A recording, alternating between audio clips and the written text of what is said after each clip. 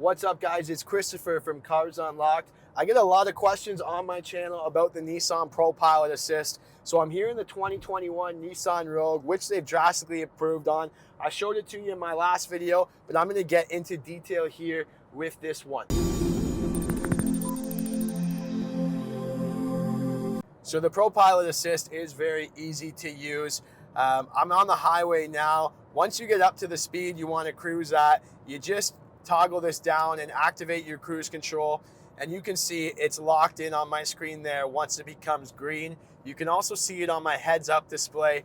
It's locked in at 93 kilometers an hour. So now I can really take my hands off the wheel.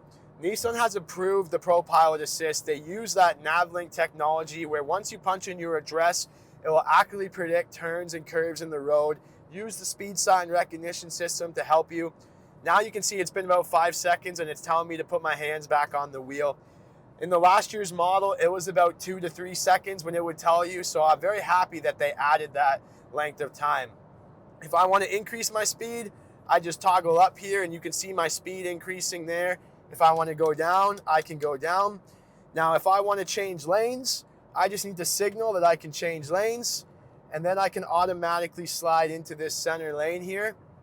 The ProPilot Assist will shut off temporarily once I deactivate my signal. Now it's going to lock in again. As you can see, it just went green and it locked in. I can also set the length I want to be of the car in front of me. So right now I have it set for 1 car length, but if I want to adjust it, I just hit the button right below my ProPilot Assist button, and I can set it for 3 car lengths, 2 car lengths, or 1 car length to keep me a safe distance from the car in front of me. So there you have it, guys. Don't forget to subscribe to my channel for more Nissan tips. If you have any questions, let me know in the comment section below. Don't forget to subscribe and follow me on Instagram.